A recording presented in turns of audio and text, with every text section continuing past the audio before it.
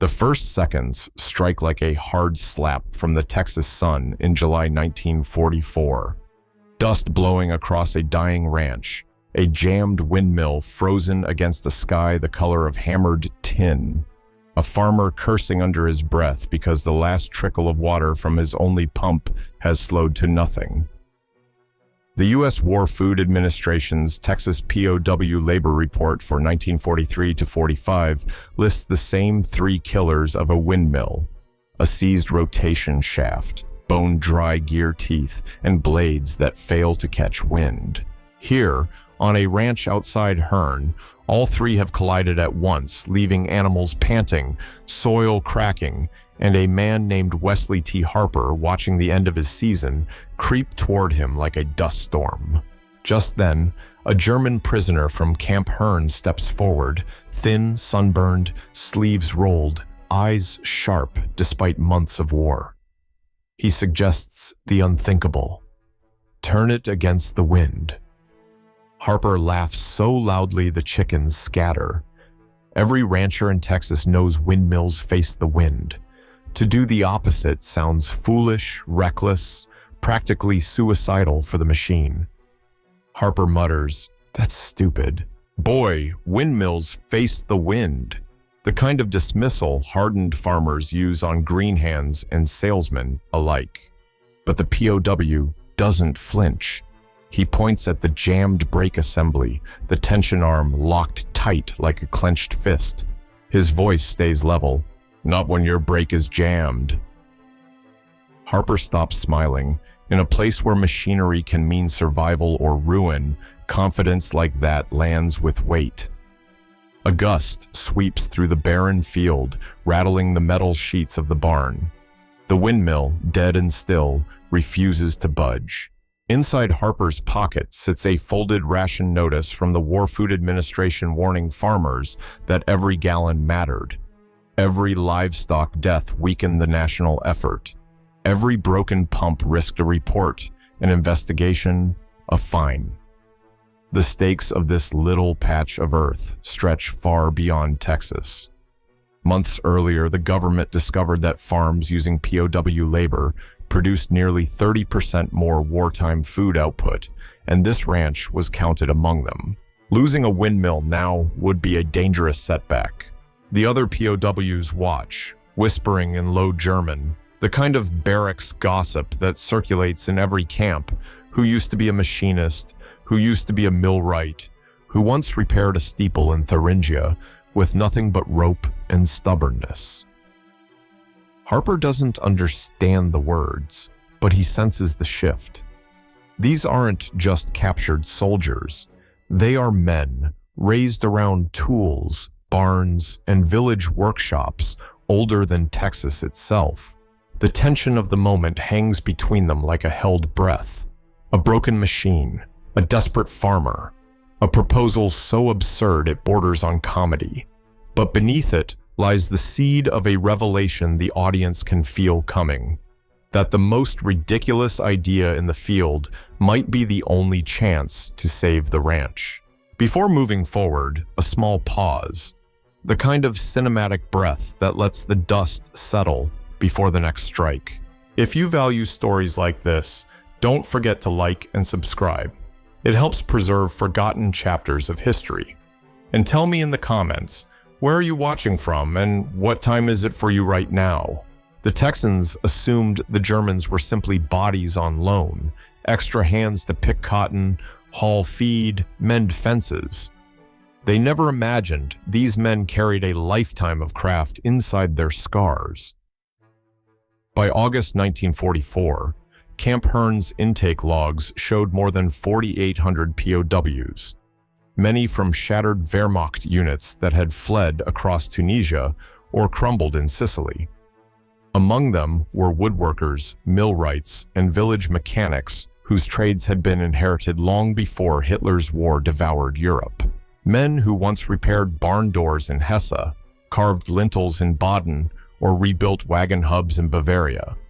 Now they stood in Texas heat that felt like an open furnace, performing farm labor far from any memory of home. One of them, Gefreiter Emil Krämer, had once built cupboards for 3 villages in the Ore Mountains. His diary, later confiscated by U.S. intelligence in a routine barracks sweep, held a line that said, "America smells like sun on wood. If I close my eyes, I forget the war." It was this man who stepped closer to Harper's dead windmill, ignoring the mocking laughter of nearby ranch hands. Instead of staring at the blades, he pressed his ear against the main support beam. He closed his eyes, listened. The sound was faint at first, barely a tremor, but it traveled through the wood like a small animal scratching. A dull cock, cock, cock, irregular, out of rhythm with the wind. Krämer straightened, brushed the dust from his cheek, and murmured with quiet certainty, "It's not the wind, it's the wood. Listen." Harper blinked. Listening to the wood? On a Texas ranch, that sounded like mysticism. But the Germans around Krämer nodded.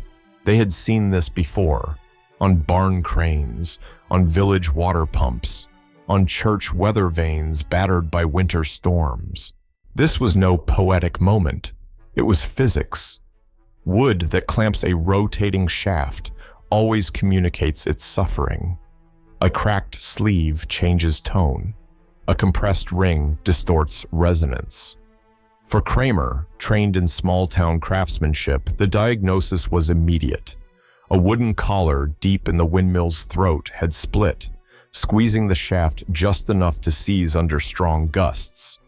No Texan farmer had ever checked for that because most Aermotor windmills ran with metal bushings. But this ranch, strapped for wartime parts, had reused an old wooden ring from a 1920s model. Harper's face shifted from amusement to a slow, uncomfortable recognition. The POW wasn't guessing. He was reading the structure like a carpenter reads knots in pine. A gust pushed through the dry field, setting a single loose board on the windmill tower tapping lightly. 3 small knocks that matched Krämer's claim as if confirming it. Behind them, another POW whispered a sliver of barracks gossip. That Krämer once diagnosed a failing bell tower by tapping a beam and hearing a hollow like a sick man's chest. The others chuckled softly, but their eyes stayed fixed on the windmill. They trusted the man who could hear what others ignored. Harper swallowed hard. Texans prided themselves on knowing their machines, yet here was a foreign prisoner, barefoot in dust, telling him his windmill spoke, and that Americans simply didn't know how to listen. The last seconds of the scene linger in air thick with tension. A rancher questioning everything he thought he knew, and a POW who understood that sometimes survival depends on hearing the faintest protest of wood under strain. Improvisation is often romanticized in wartime histories, but on a Texas ranch in 1944, it meant something brutally simple. Fix the machine with whatever lies in your hands, or lose the season. For the POWs of Camp Hearne, improvisation was not creativity. It was survival training born from German village workshops, where shortages long predated the war. So when Harper reluctantly agreed to let the prisoners take a look, they approached the broken windmill like surgeons working with farm tools. The first challenge was the bearing. The seized rotation shaft needed something, anything, to reduce friction, and the ranch had no spare parts. POW work logs and engineering notes from Camp Hearne record dozens of similar repairs. Stove lids hammered into washers, door hinges repurposed into clamps, and soap tins flattened into makeshift shims. Today, they reached for whatever scraps the ranch offered. A retired cooking pot leaned against the barn wall, rusted near the rim. The POWs pried it open, beating it flat with a tent stake until a crude square of metal emerged, thin but strong enough to serve as a spacer. Next, the lubricant. Wartime rationing had stripped farms of machine oil, but hog grease, soft, pungent, sticky, was universal. POWs scooped it with their fingers, rolling it between their palms before packing it into the joint. The smell clung to them instantly, merging with sweat and dust. Harper watched with raised eyebrows. Using hog fat on a windmill was an old frontier trick, but the Germans treated it with scientific precision, spreading it evenly, pressing it deep, sealing it with wire. Then came the spoon. One of the POWs, Unteroffizier Ralph Dietz, pulled a camp-issued eating spoon from his pocket, the same kind every prisoner carried to meals. Without hesitation, he wedged it between two stones and bent the handle until it snapped. He pressed the broken piece to the ground and began filing its edges with a rasp made from the horseshoe they'd found earlier. The motion was rhythmic, methodical, almost tender. Harper stared. "You're ruining your spoon," he muttered. Dietz didn't look up. "A spoon can be replaced," he said quietly. "A shaft cannot." He shaped the metal with patient strokes, creating a curved shim the width of 2 fingernails, small enough to lodge between the worn bearing surfaces, strong enough to correct the imbalance. When he slid it into place, the fit was uncanny, tight, flush, purposeful. It was a solution no American mechanic would ever consider and no manual would ever recommend, yet to these men it was instinctive. German machines never stopped, not because they were perfect, but because their keepers refused to let them fail. 2 guards watched nearby, whispering their own gossip. One muttered that these POWs once repaired a captured U.S. Army truck using nothing but fence wire and a piece of a tin roof. Another swore that a German prisoner in another county had fixed a cotton gin clutch with a belt buckle. The stories, half rumor and half truth, spread through Texas farms like wildfire. Today, Harper was witnessing his own chapter. The sun sagged toward late afternoon heat, and the windmill stood stripped of its dignity. Gearbox open, blades tied off, its wounded heart exposed. Yet as the POWs tightened the last wire, stuffing the hog grease-packed bearing back into alignment, something changed. The machine no longer felt abandoned. It felt attended to, as if the touch of these improvised tools restored a kind of rural respect Americans had forgotten how to give. The scene settles with a quiet hum inside the shaft. Nothing turning yet, nothing solved yet, but the first hint that the dead structure is waking. The windmill loomed above them, 12 meters of aging timber, rusted bolts, and sun-bleached iron. To Texans, it was simply tall. To the POWs from Camp Hearne, it was familiar. They had climbed church steeples to straighten lightning rods, repaired barn pulleys in storms, and lifted war-damaged roofs under artillery fire. But the U.S. Guards saw only the danger: a rotten ladder, slats missing, nails jutting like teeth. Harper crossed his arms and warned, "This is stupid. You'll fall." His voice trembled, not from concern for the prisoners, but from fear of the consequences.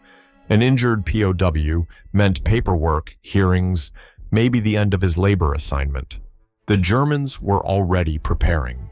One prisoner jogged to the fence line and pulled loose a length of ranch rope, frayed from years of dragging feed barrels. Another knotted it into 3 evenly spaced holds, the same climbing knots used by rural apprentices in Swabian carpentry guilds. A third POW carved a locking loop using a scrap of metal from an old wagon hinge. It wasn't elegant, but it would grip under tension. A fourth dragged an empty water barrel across the dirt, turned it on its side, and threaded the rope over it to create a crude pulley. Americans watched in disbelief. This wasn't chaos. It was choreography. The lightest man, Emil Krämer, tied the rope around his waist. The others held the barrel pulley system steady. A guard muttered to Harper that the Germans were built like birds, not in size, but in the way they moved. Economical, balanced, deliberately light on their feet. It was true. Wartime rations had stripped weight from their bodies, leaving them compact, agile, wiry, the opposite of the bulky ranchers accustomed to thick meals and heavier frames. Krämer stepped onto the lowest rung of the windmill ladder. The wood creaked, threatening to give. A murmur rippled through the group, part fear, part awe, as he shifted his weight upward. 3 meters, 6 meters. A gust slapped the tower, but the rope harness held him steady.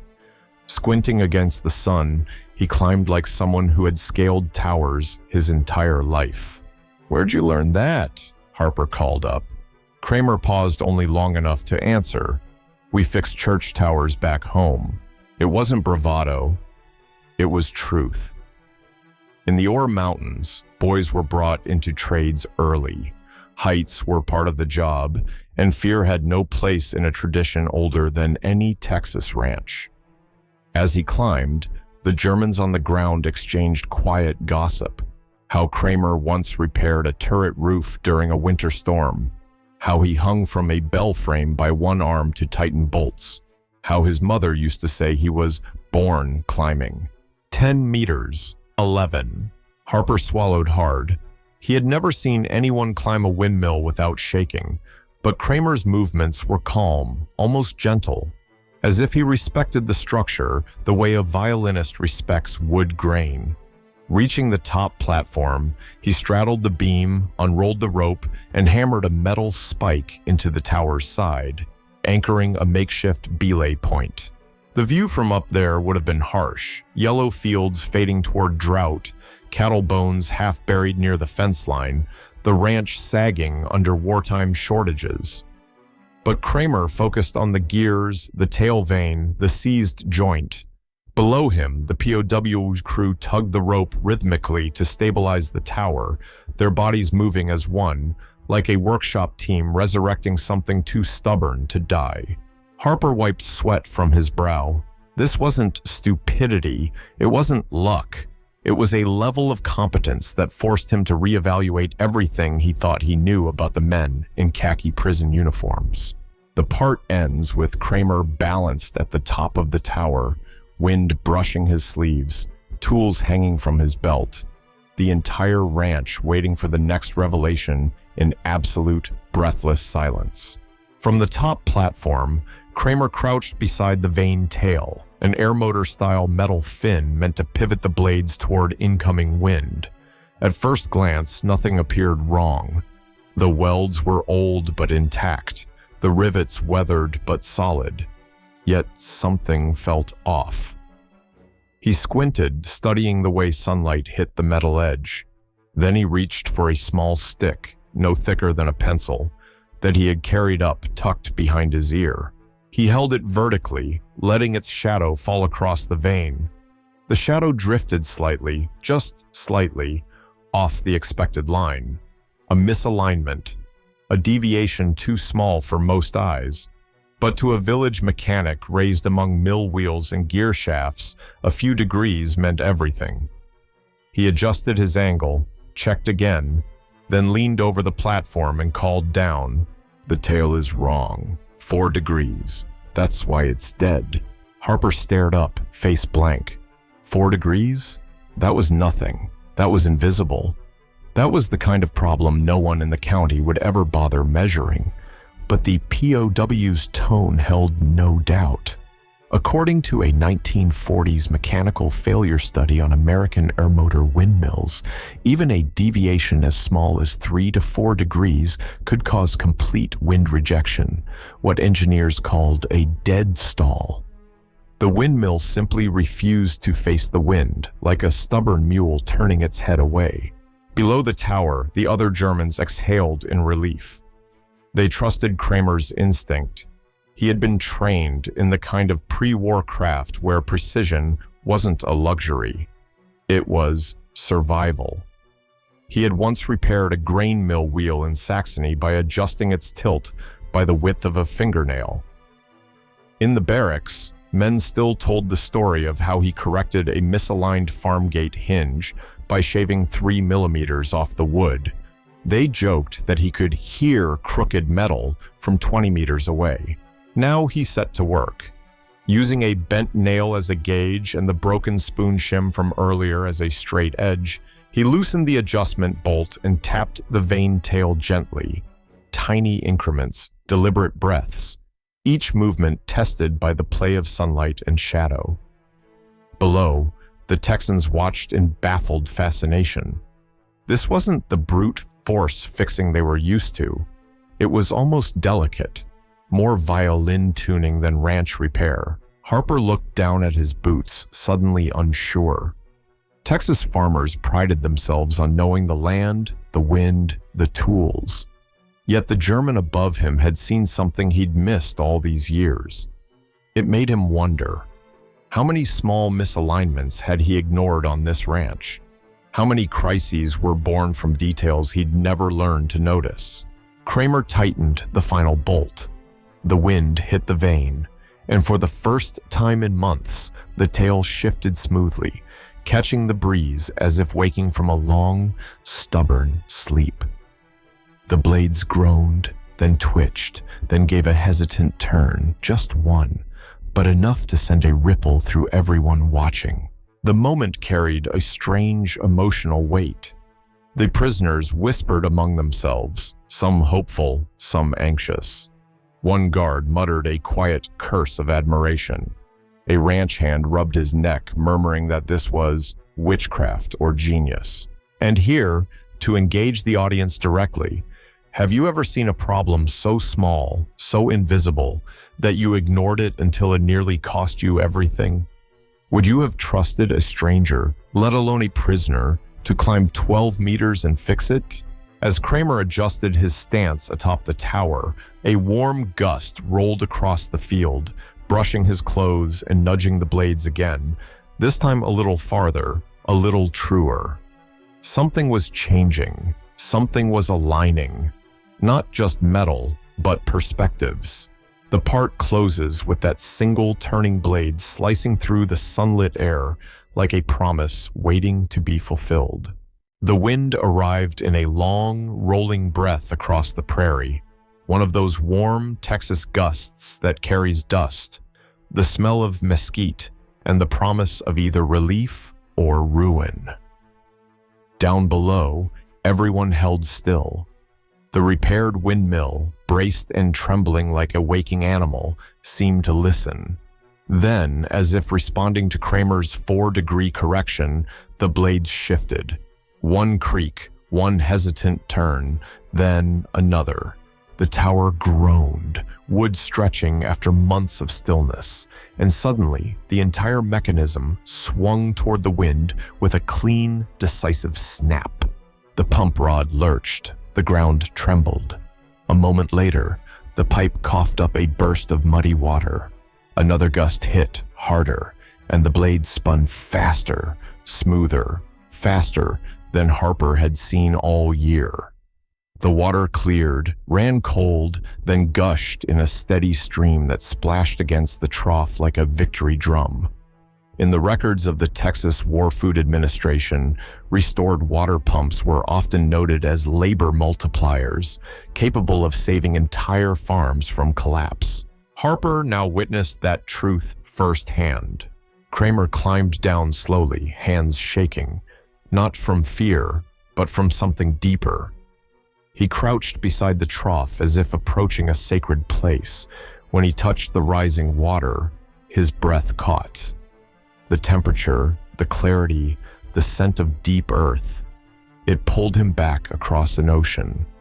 Letters later preserved in the Camp Hearne Museum describe how POWs from Saxony and Thuringia had survived drought seasons so severe that wells cracked and families dug dry holes for days.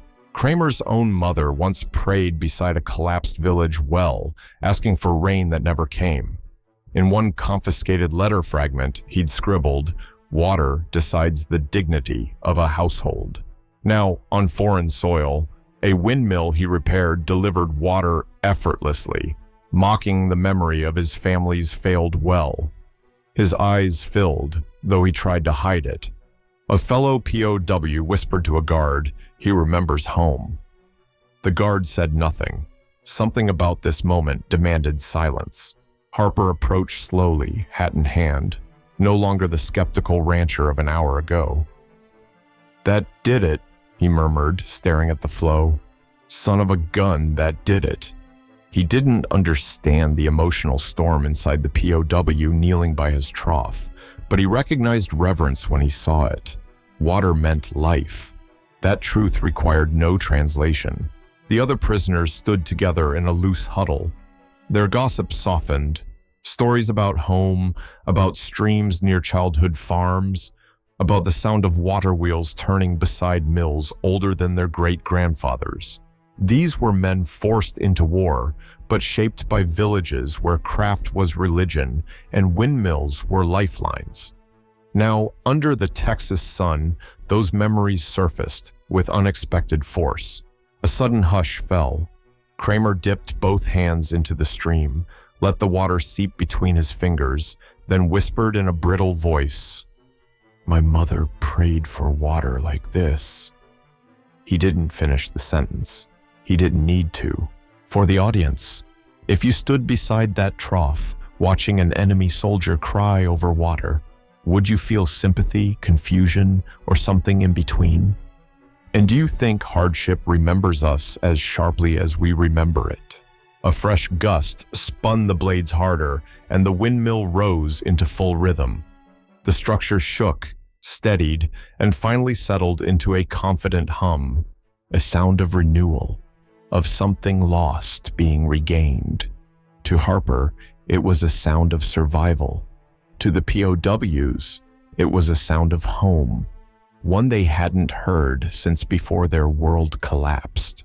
The part ends with the water overflowing the trough, forming a small stream that snakes through the dust, an unexpected river carved by an unlikely set of hands.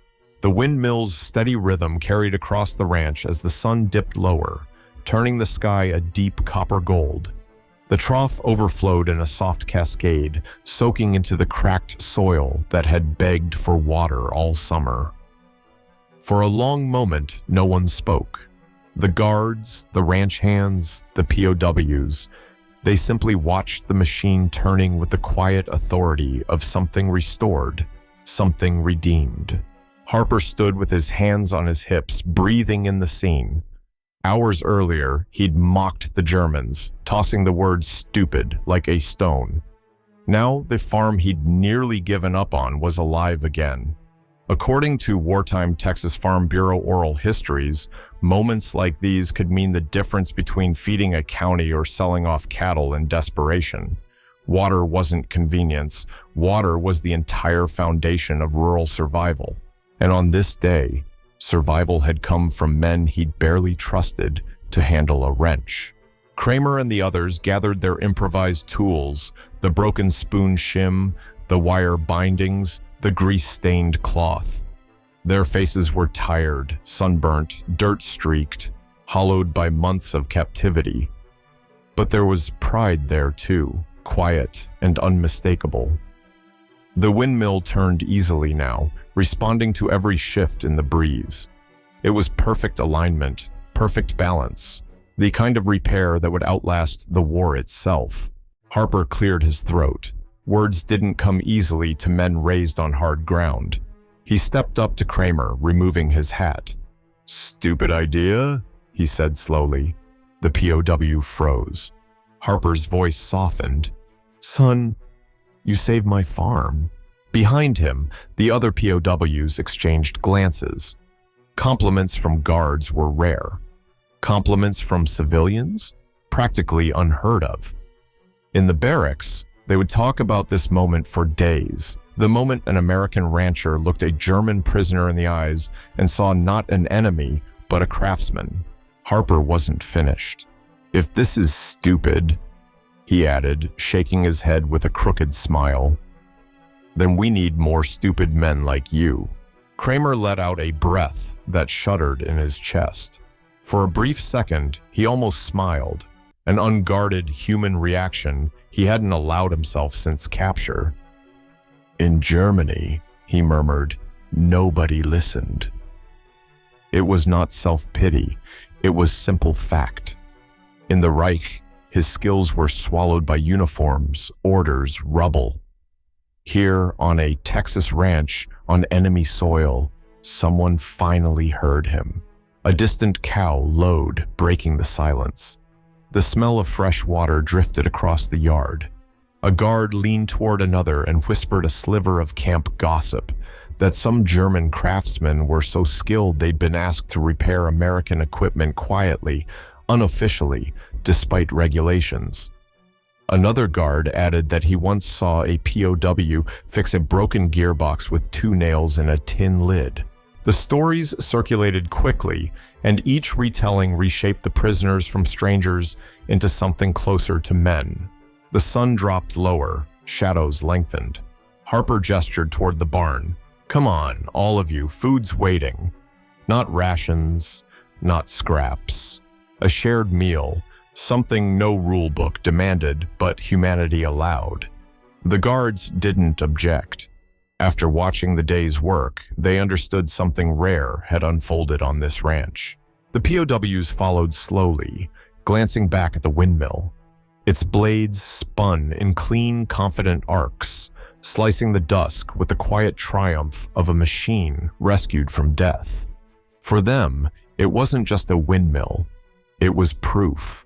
Proof that even in captivity, even in defeat, their craft still meant something. Their hands still mattered. They were more than a war that had consumed their lives. The part closes on a quiet image. Krämer standing at the barn door, looking over his shoulder at the turning windmill. The last rays of sun glinting off each blade like a series of small, stubborn hopes refusing to die. Evening settled softly across the Texas plains, and the windmill kept turning long after the workers left the yard, its slow, rhythmic blades casting long shadows that drifted over the soil like quiet memories refusing to fade. It had been dead that morning, locked in place by misalignment, cracked wood, and the small neglects that accumulate in hard times. But now it stood resurrected by hands that were never meant to touch Texas earth.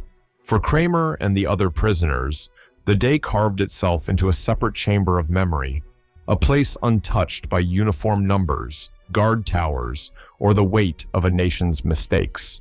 Because here, in the strange intimacy of wind and rope and worn metal, their skills had finally been seen rather than feared.